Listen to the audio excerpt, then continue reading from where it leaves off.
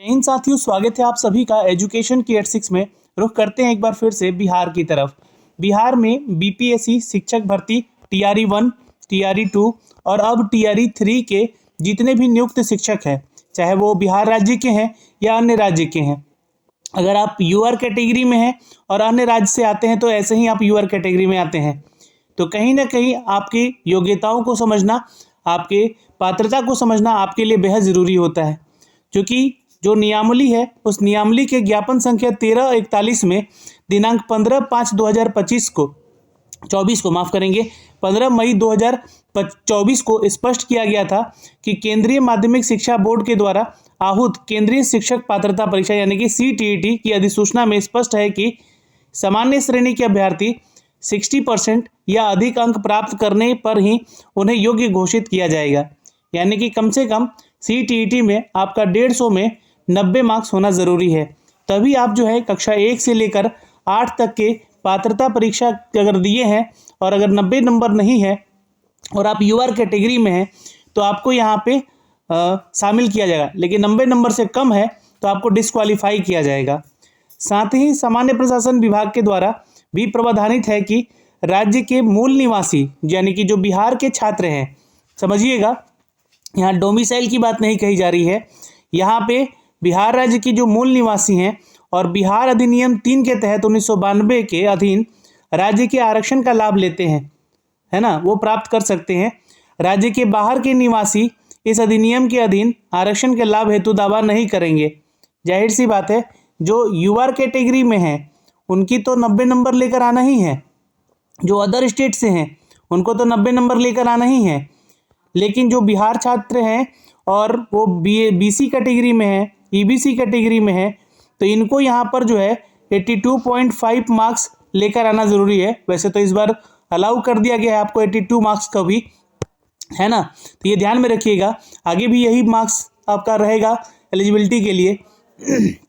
लेकिन अब यहाँ पे जो कैटेगरी अदर स्टेट की है तो उन लोगों में पाया गया कि आप लोगों को कम से कम 90 नंबर लेकर आना चाहिए,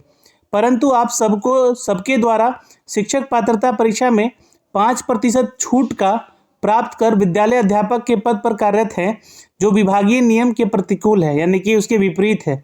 और पत्र जो है प्राप्ति के साथ ही इस संबंध में आप अपना स्पष्टीकरण सीटीईटी का मूल अंक प्रमाण पत्र, निवास प्रमाण पत्र, जाति प्रमाण पत्र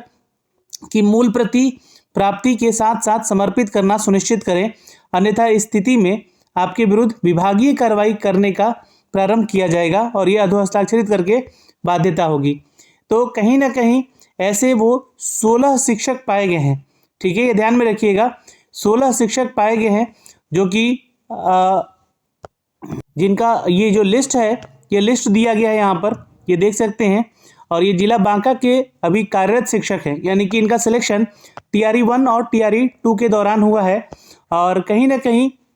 ये जो CWJC नंबर संख्या है, यानी कि एक केस संख्या है, स्वाति गुप्ता एवं अन्य बनाम राज्य सरकार एवं अन्य के माननीय उच्च न्यायालय द्वारा 28 जनवरी 2025 को पारित न्यायाधीश के संबंध में ये सूचनार्थ किया गया था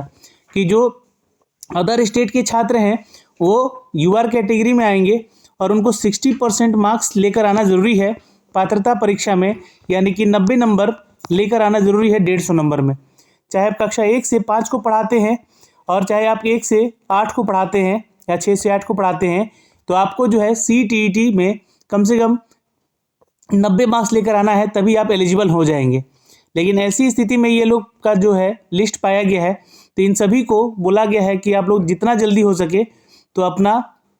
आप अगर बिहार के निवासी हैं तो अपना निवास प्रमाण पत्र, जाति प्रमाण पत्र,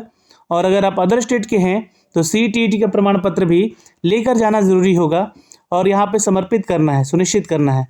और ये करने के लिए आपको यहाँ पर बोला गया है। और ये जो लेटर है देख सकते हैं, इसी महीने का जारी किया हुआ लेटर है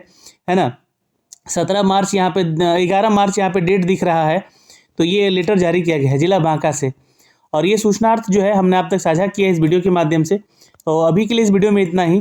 फिर मिलेंगे एक नए अपडेट के साथ। लेकिन टीआरई 3 के अलॉटमेंट में भी इस बात का ध्यान रखना है, स्कूल अलॉटमेंट करते समय भी आपकी डॉक्यूमेंट्स की जांच होगी,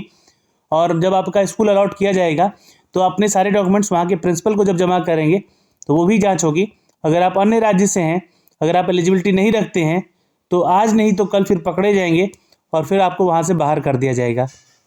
और जैसे में ये जो छात्र अगर इसमें से कोई बाहर होता है ना, अगर कोई ऐसी गलती डॉक्यूमेंट्स लेकर आता है और पकड़ा जाता है तो ऐसी स्थिति में इनके ऊपर विभागीय कार्रवाई भी हो रही है और इनकी नौकरी भी जाएगी और जितने दिन इन्होंने सैलरी उठाया है तो सैलरी सूद समेत यहाँ पे देना भी पड़ेगा। तो ये जानकारी है दोस्तों यहाँ पे जो कि हमने आप तक साझा कर दिया है। प्लीज़ वीडियो को शेयर कर दीजिएगा और ऐसी गलती ना कीजिएगा आगे। जय हिंद।